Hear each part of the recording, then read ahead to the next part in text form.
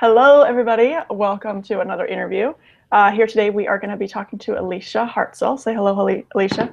Hi, Sarah. Hi, everybody. How you doing? I'm good. How are you? I'm great.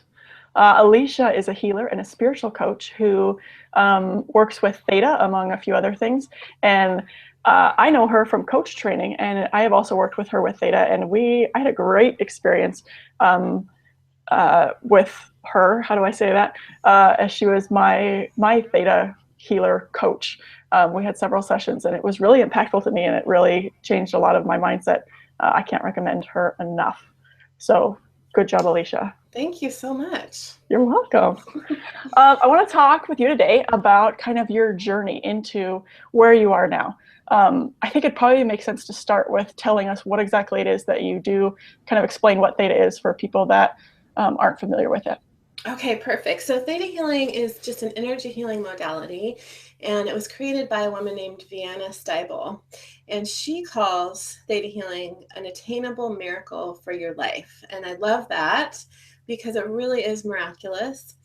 And so, basically, what it is, the theta healer goes into the theta brain state, and that's what it's named for. And in the classes, we learn a way to get into that brain state quickly. And the theta brain state is the state that we are in. First of all, we're in it constantly from 0 to age 6, which is important. And it's also the state we're in just as we're falling asleep or just as we're waking up or in deep meditation.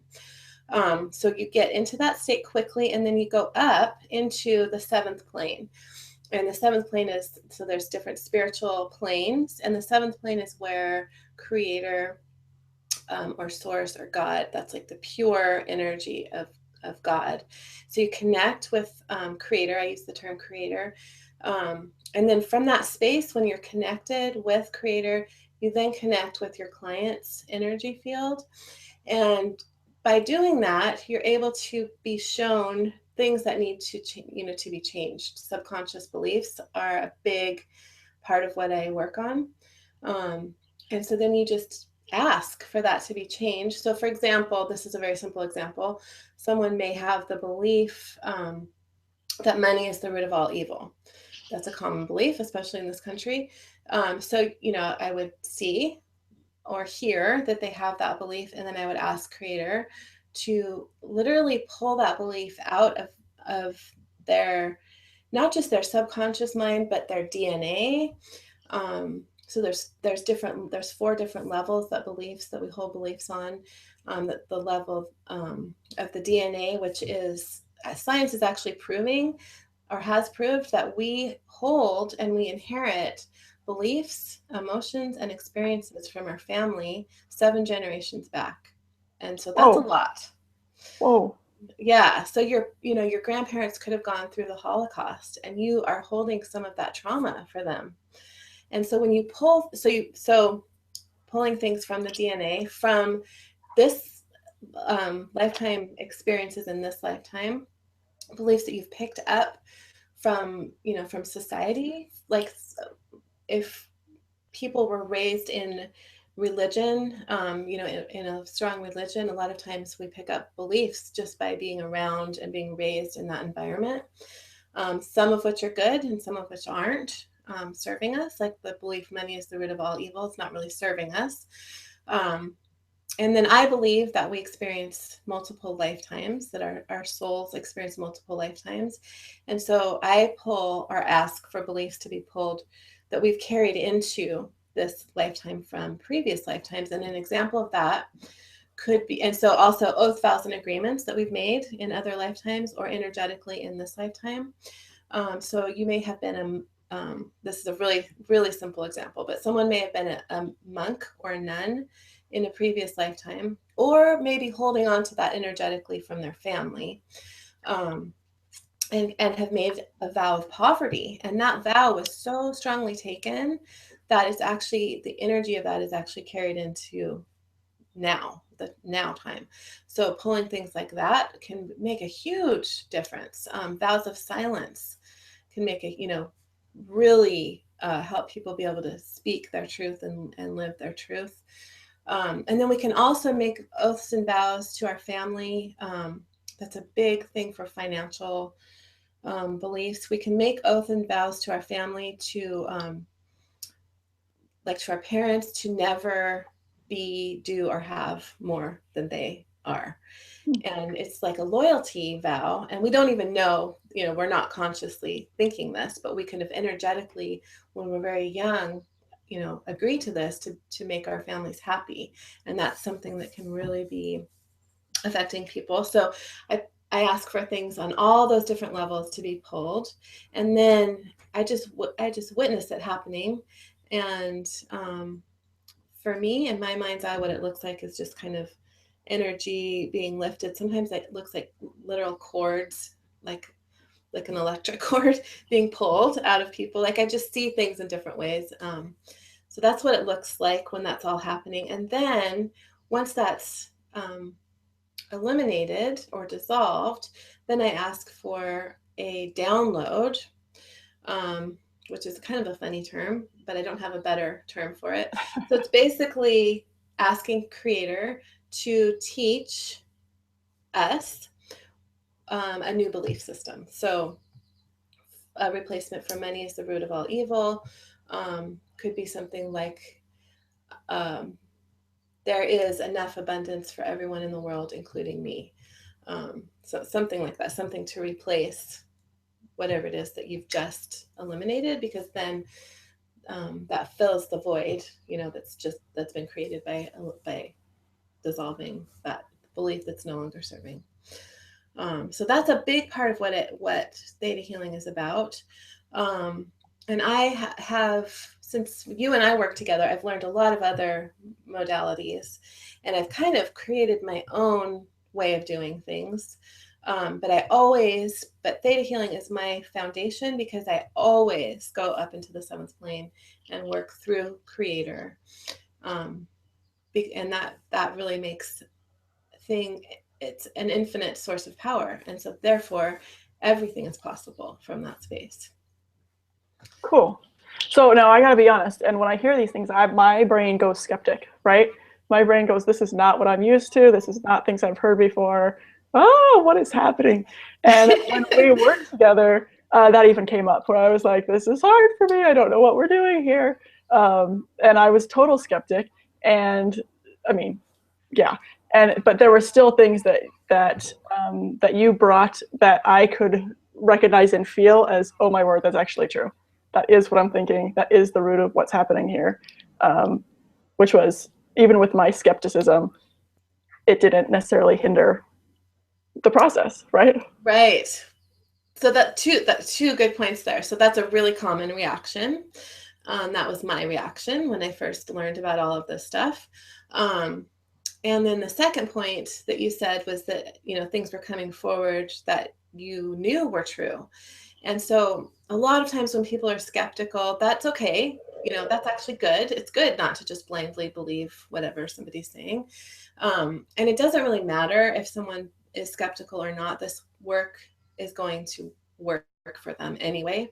But it is really nice and kind of rewarding to me when people can, when I'll say something to someone and they're like, there's no way you would have just known that.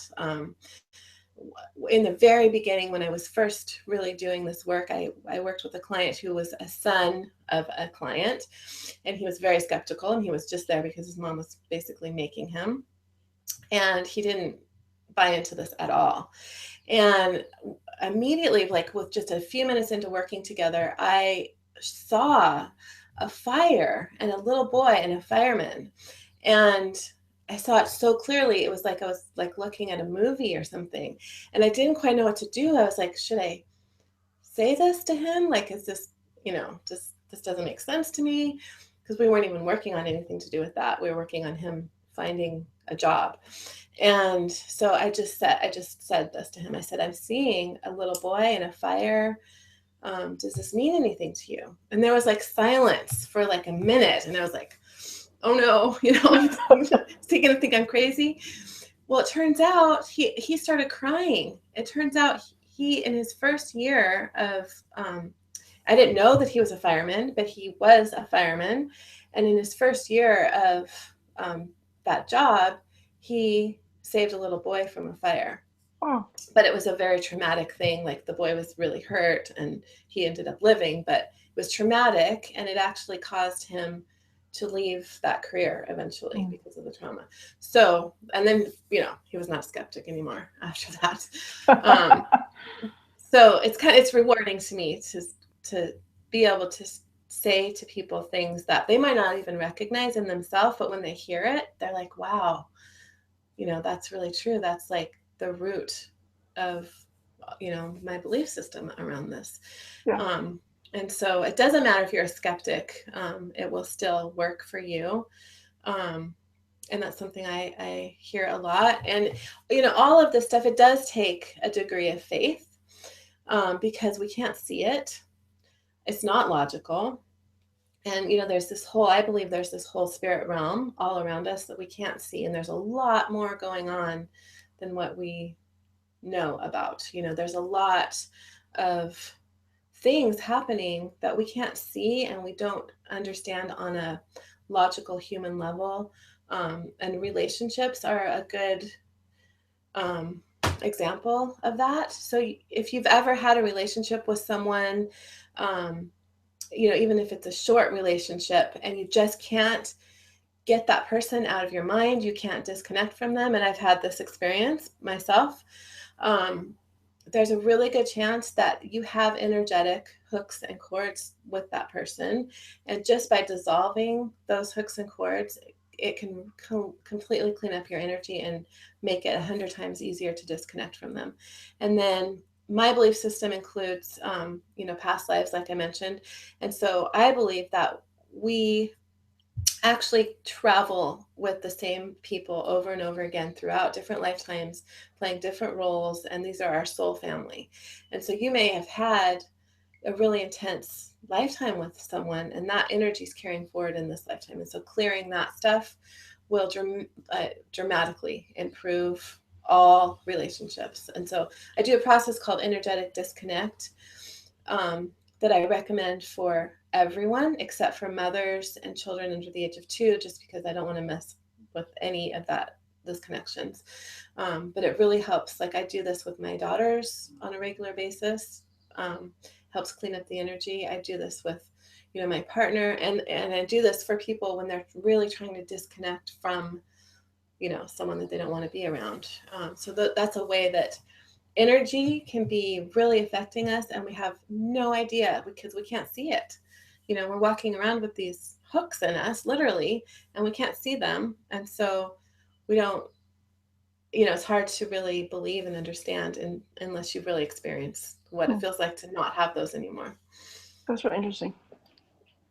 Okay, so I want to go back a little bit, because you did not grow up with this, what would you call it?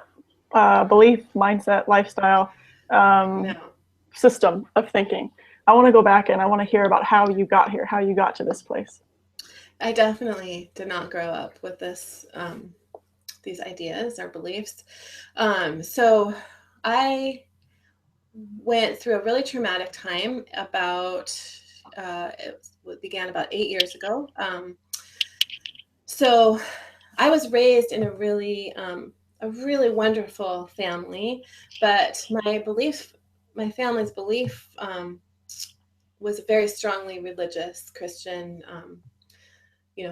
really conservative Christian belief system. And my parents and my family was very wonderful, but I picked up a lot of beliefs and ideas just from everyone around me about what we're allowed to do, that we have to obey and stay in a certain role and be a certain way. And so I was that way, and I got married very young, and it was a very unhappy marriage, but I saw absolutely no alternative because my family didn't believe in divorce. No one in my family was divorced. Like, it was unheard of. And so I just made the best that I could make of it. We had 3 beautiful children together, which made me very happy, but I was very unhappy in my marriage. There was abuse and control, and it was not a good situation. And so um, 18 years later, my husband was diagnosed with pancreatic cancer, and that just turned my world upside down. And a lot of things happened. He was sick for 2 years, and a lot of things happened during that time that caused me to really begin to question um, my whole belief system. And everyone around me, except for my best friend, was, shared these same beliefs. And so it was a really scary thing to even um, consider questioning what I believed, because I based all of my hope in my beliefs. And I came to the point where I literally could not believe what I had been taught my whole life anymore. I wanted to, but I was faced with so many different conflicting um, ideas that I just literally couldn't believe it anymore. And I got to the point where I was kind of ostracized and rejected from everyone in my church, a lot of my family members, just because they didn't understand.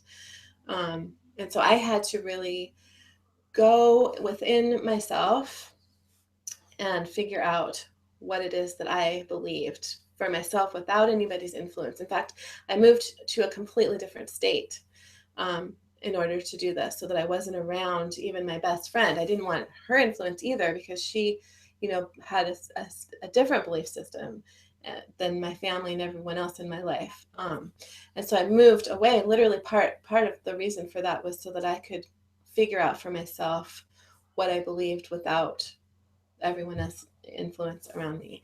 Wow, that's a And really big, like, brave step.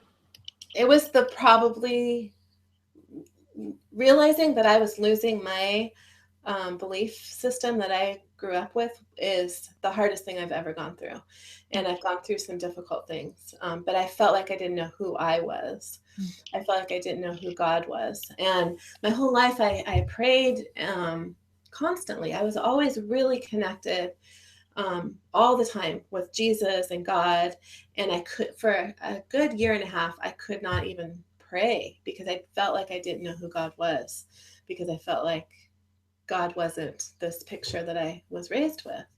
And so, but I couldn't stay in that place because I am very spiritual, and I couldn't just reject all of that. That's a huge part of who I am. And so I had to figure out who I believed God is. And I actually feel much closer to God than I ever did, even though I've always felt close to God. I feel like it's more of a personal relationship even than it was when I was, living in the belief system, the whole belief system of the Christian church. And a lot of those beliefs I've been able to keep because I was able to filter out and take on, figure out for myself what I believed. So I was able to not reject it fully because I took the time to really examine a lot of different things and research and read for myself, and go within and pray and meditate and all that stuff to come to my own conclusion. And that allows me to be at peace with myself and my beliefs. And it was definitely a process of not sharing most of what I was thinking with most of the people in my life. And I still am at the point where I am careful about what I talk about and what I post, where I know that my family will see, because I don't want to cause them the pain, because I understand how they believe, Right. they believe that since I don't believe these specific things, that, I'm probably going to hell. And so I don't want to cause them that pain of thinking that. And so I'm just careful with what I talk about with them. But I'm able to still come at it from a place where I can be myself, as long as they don't ask me specific direct questions. And they don't. I think they know not to. So it's been a journey this began in 2007. So it's been that's 9 years. It's been a journey of 9 years to be fully, completely who I am and who I really came into this life to be. And I think I was living a role that I thought other people expected of me, up until, my world turned upside down. And so I'm much more at peace with myself and with my world. And to me, the most amazing part of all of that is that I have been able to raise 3 daughters who can do that for themselves now. Because it was going in a direction where they were going to be completely stifled and forced into a box that wasn't them. And it was just, in the nick of time, I feel like, that I was able to kind of change directions. And my oldest is 19, and she's going to probably rule the world here pretty soon. Her and her boyfriend together, and she wouldn't have been able to do that if she wasn't able to think for herself. And my middle daughter is starting college next year and is able to make decisions for herself and, start to live a life based on who she really is, rather than based on who everyone else thinks that she should be. So that's the most amazing part of it for me, is that they don't have to go through all of that. Wow, that's amazing. I feel like for so many of us, adulting is kind of not recovering from your childhood, but stepping out of what you were told was going to be into who you actually are, what you believe, who you are, who you were made to be, and what fits on you, and to be able to give them that gift at this age. Their adulting is going to look completely different. It will, and that's exciting. And we're often, as children, we're taught not to question things, right. And I know you love to question things, and that's beautiful. I love that about you. And yet I find myself still telling my children, like, oh my gosh, less questions. Can we just do this? Well, sometimes questions are an overload from kids. It's a survival mechanism as a parent. Right. I totally get it. Yeah, but like in religion, so much we're taught, this is the way. Don't you dare question it, or your soul is, damned, basically. And so questioning at what is outside of what you're taught is a scary thing. Like right. For me, growing up as in the Christian church, learning about Hinduism or Buddhism, like that wasn't really allowed. Like we weren't really allowed to dive into that stuff. And even like a lot of people in my community, college was discouraged because you might get a liberal professor who's going to, poison your mind, literally, right. Is what right. I thought. And I didn't go to college. And that was, my family didn't teach me that I didn't not go to college because of that. I just chose a different path. But, that was something that was very prevalent in the community that I was part of. Right. So you're not allowed to question. So, right. It's an interesting thing. I was thinking about this morning, that truth can't be less true. Truth is truth, no matter where it comes from.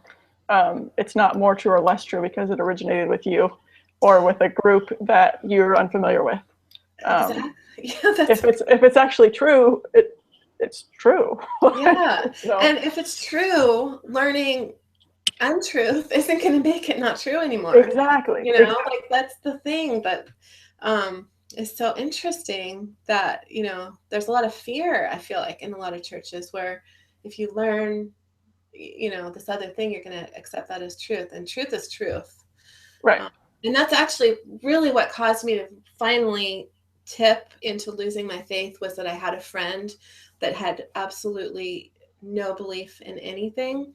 And I thought I was going to save him. I was like, all right, I'm going to show him what truth is. But I could not use the Bible as reference for any of that because he didn't believe in it. And so when I went outside of that to try to prove to myself my beliefs around all of this, I couldn't. I couldn't prove what I was taught in the church.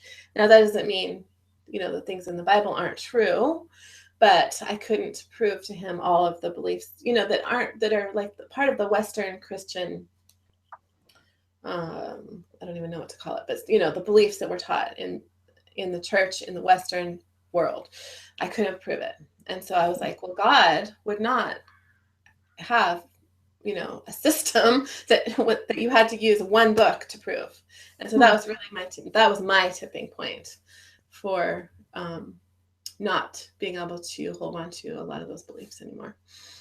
So your journey led you out completely, and you went where? How did theta come into it? So I was in a very bad state. I had discovered that my husband had been unfaithful to me our whole marriage and had been doing some pretty serious drugs before he got sick. And these were things that I had probably recognized on a subconscious level, but chosen to ignore. So it all came crashing in, like a lot of stuff came crashing in all at once. And it was very traumatic, and I was very full of anger. And I could not live that way. I was a wreck. And I had a friend who recommended a theta healer. And so I was desperate. And I, even though I didn't understand it and I was kind of scared of it, I went to see this guy, and I didn't know what he did.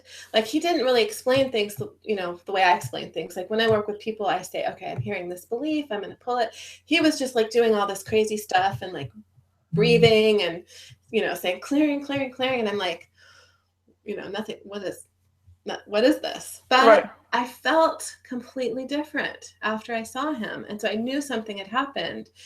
And so I went to see him probably 5 or 6 times, and things dramatically changed for me. And so I just started exploring different, that whole world. Another thing that I learned about and utilized at that time was EFT tapping, which has become pretty popular now. But at that time, nobody knew about it. And so I used that. And so it's just basically, it's a combination. If you're not familiar with it, it's a combination of Western psychology and Eastern, like Chinese, like the meridians, the acupuncture meridians. So you tap on different parts of your body, mostly on your face, while you're saying things out loud. And it's very powerful, but very simple. So I utilized those two things, and I just felt so dramatically different that I knew, like, I've always wanted to help people. I used to want to be a psychiatrist or a psychologist, but I ended up working on the outside of people's heads. I was a hairdresser for many years instead, but I've always wanted to help people. And that was part of why my clients loved me, was because I would actually counsel them while I was doing their hair unofficially. But I knew that I wanted to use something to help people. And so I just started exploring different things, and theta was really what resonated most with me. And so eventually I took a class, and that class, the teacher told me, she said, get ready to have 10 years of spiritual growth in 3 days. And I was like, that's silly. But it was true. Like, my life changed and never looked the same again after I took that first class. In what ways? Well, I had a lot of healing during that time. So that was a big part of it. But I realized my own power during that class. I realized I realized how much we actually create our lives.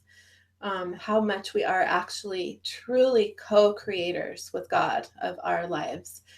And owning that responsibility was a huge deal for me, because when you own that responsibility, you have to own the bad stuff too.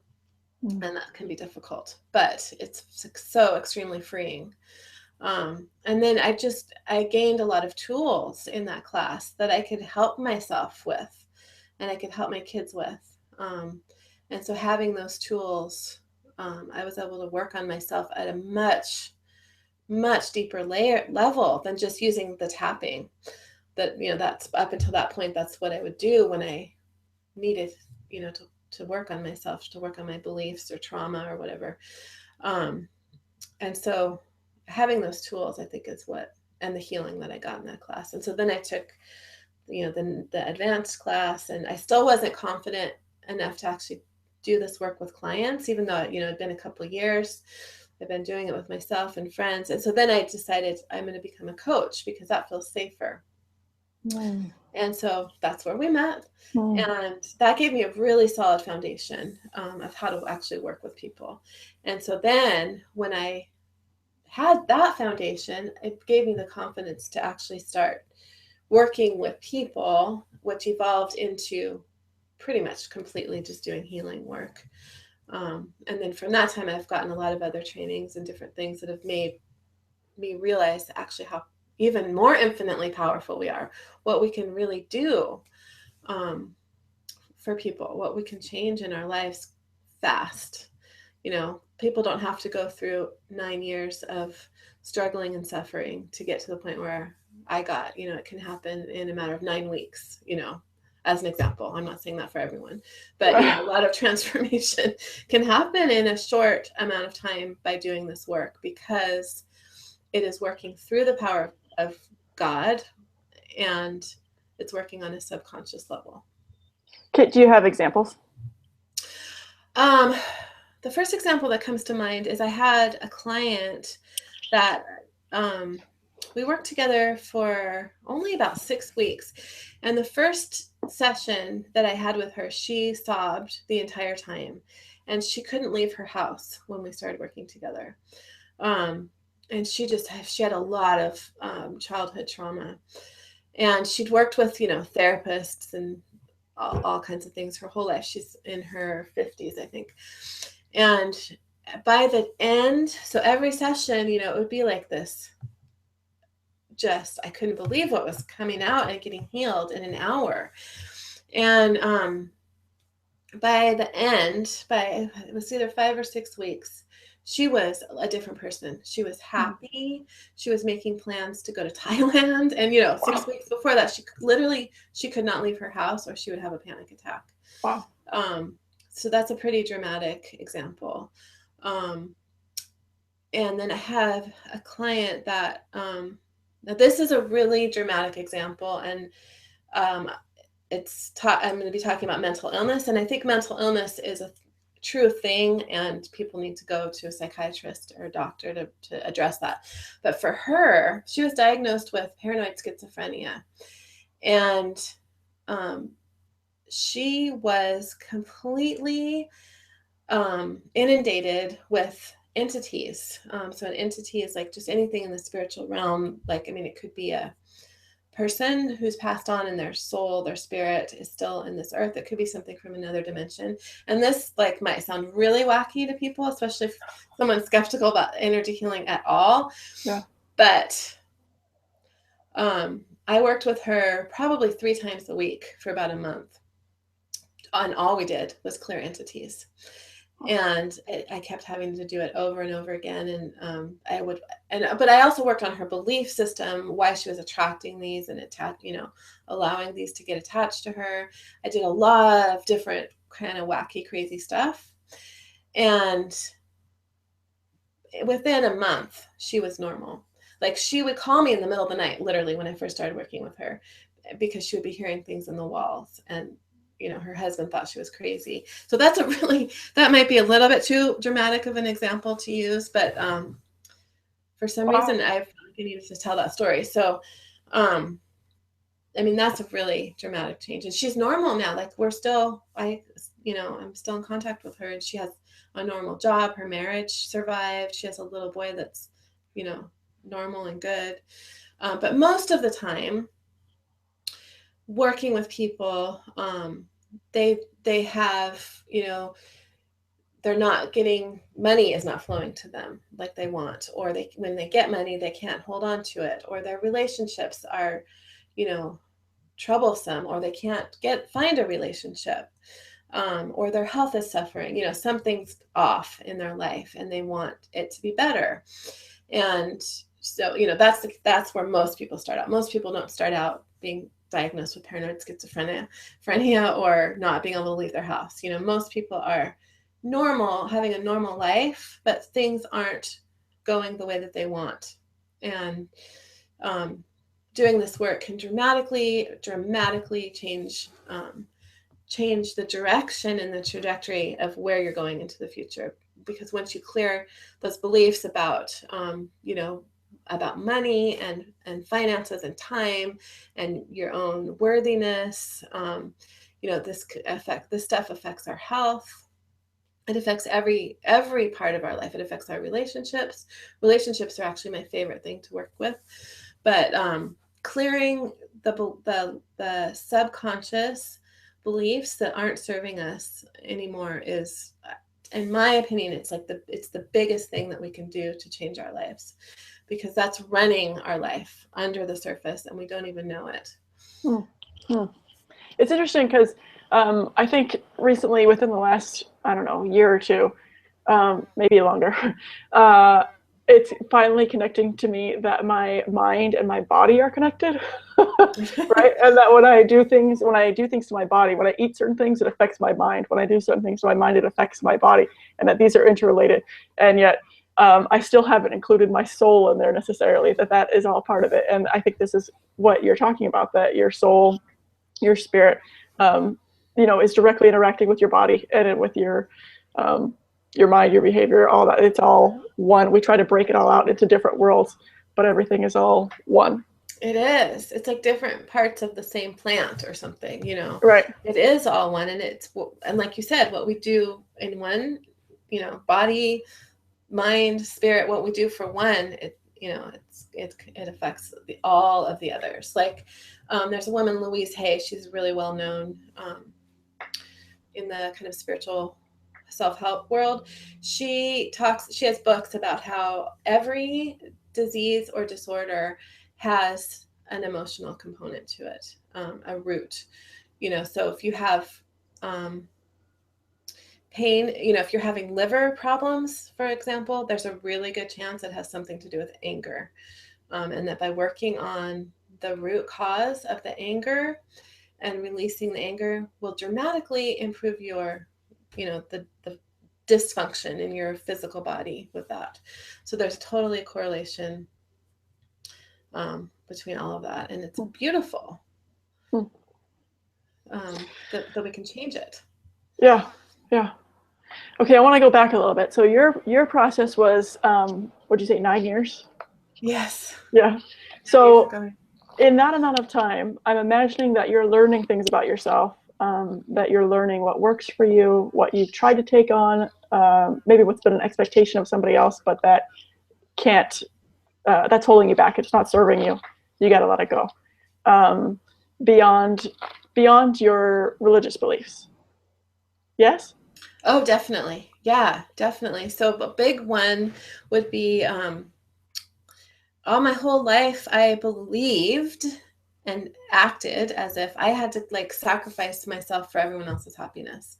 I had no boundaries whatsoever.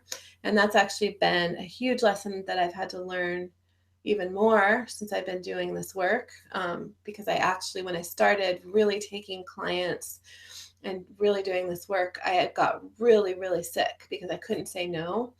And part of that, interestingly enough, is that I realized that I was taking on people's stuff, like people's emotions and stuff myself when I was working with them.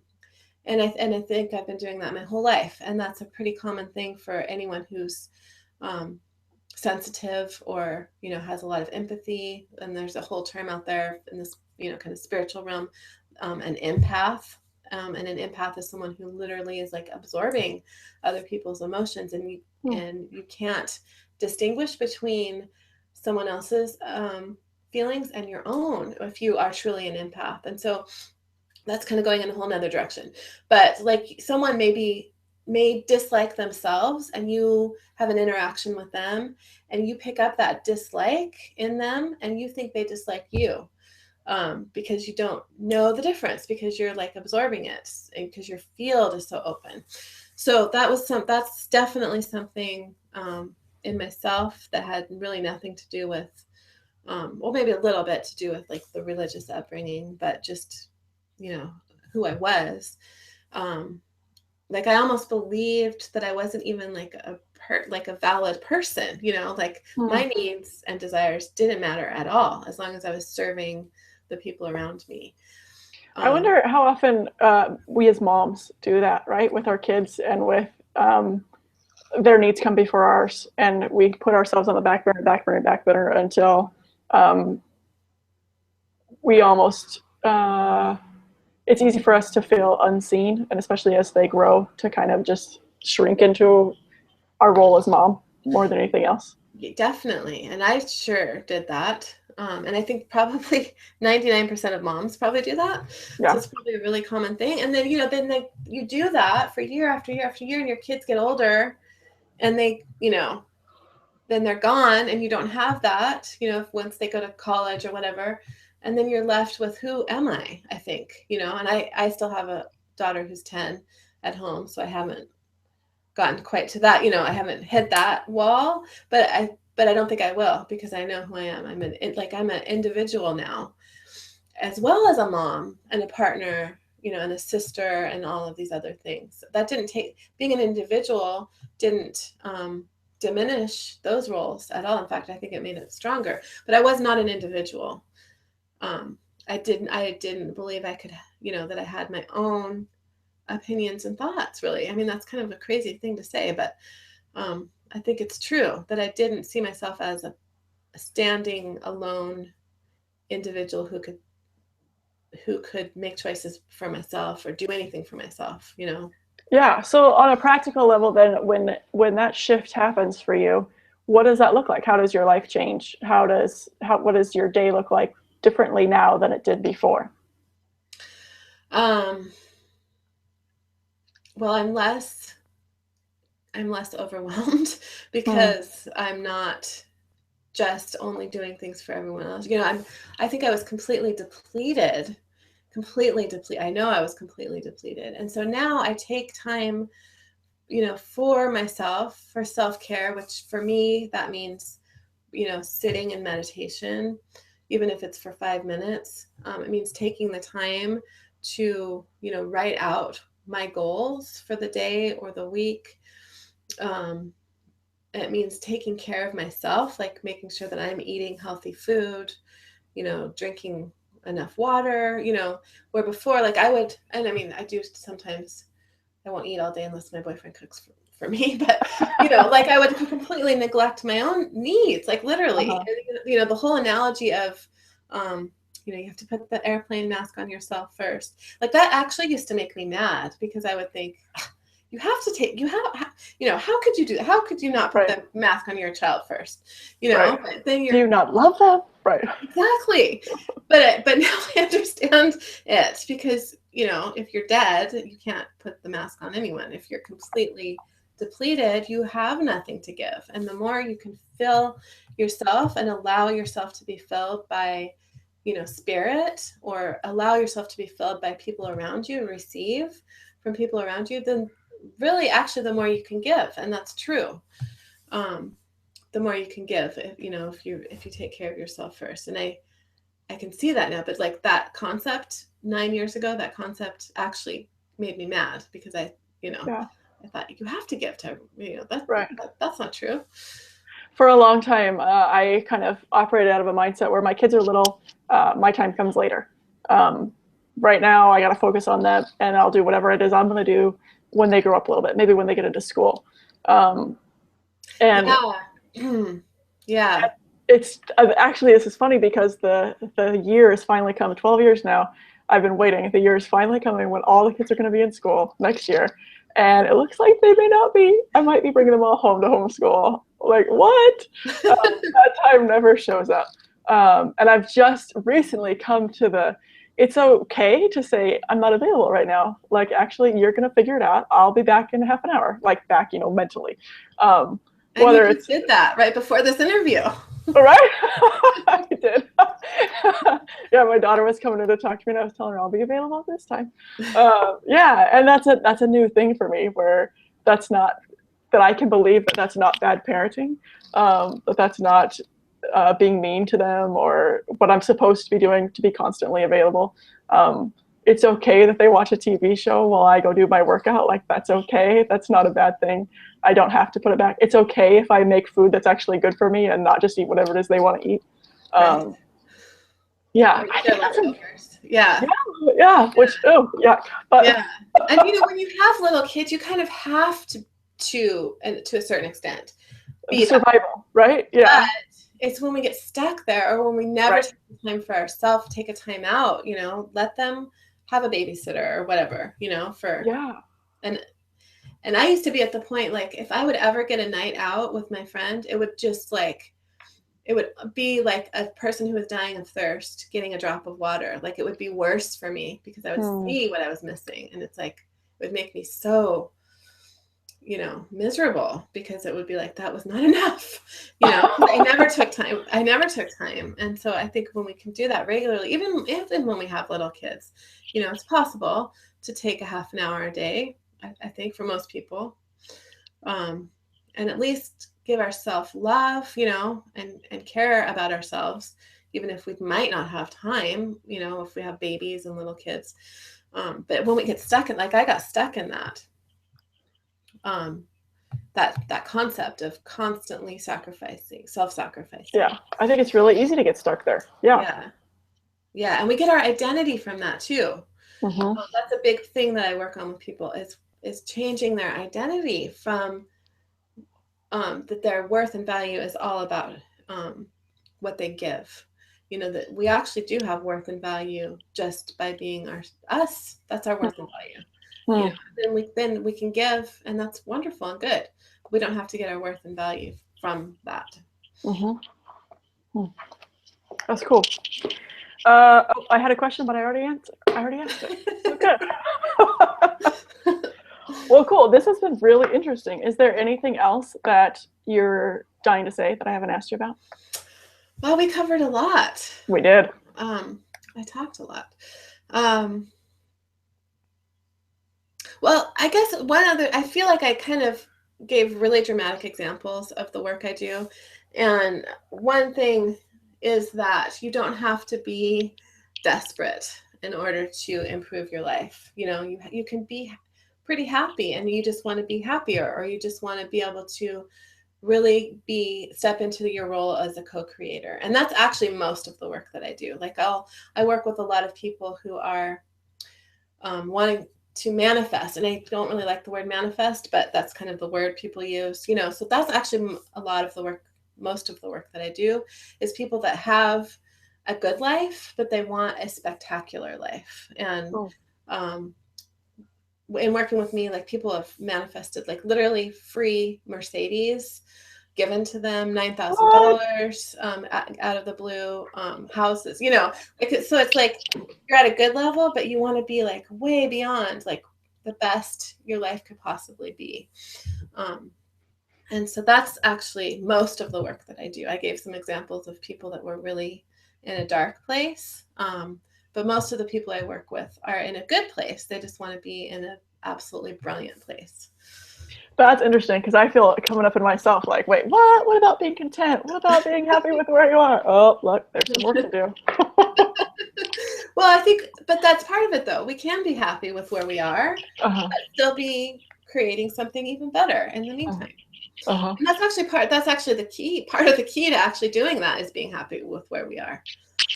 I'm really happy with where I am, but I still want, I still have, like, these huge visions for where I want to take my business, and I want to be like. That's true. That's true. You know, Like, I am very content, but I know that this is not going to be steady. I know that things are going to be different in the future, if that makes sense. yeah, because I mean, things are always different in the future. Right, We're right. always, And I mean different in a more way. yeah, good. Yes. So I mean, that's actually part of it, is being grateful and happy for where you are. That's, Cool. Yes, you get Good. that. You know all about that. Yeah. Do I? Okay. Well, awesome. I feel like we have covered so much ground and talked about so much. I appreciate your time this morning. If people are interested in finding out more about you, they should go to ElysiaHartzell.com. Yes, so you can go to my website, and I'm also on Facebook. I have a group, actually, that I do a lot of healing. I do daily downloads for people, and I do a lot of stuff in that group. And the name of the group is Manifesting Magic with Theta.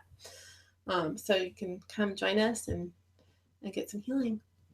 Okay, sounds good. Awesome. Thank you. Thanks, Sarah. It was great talking to you. You too.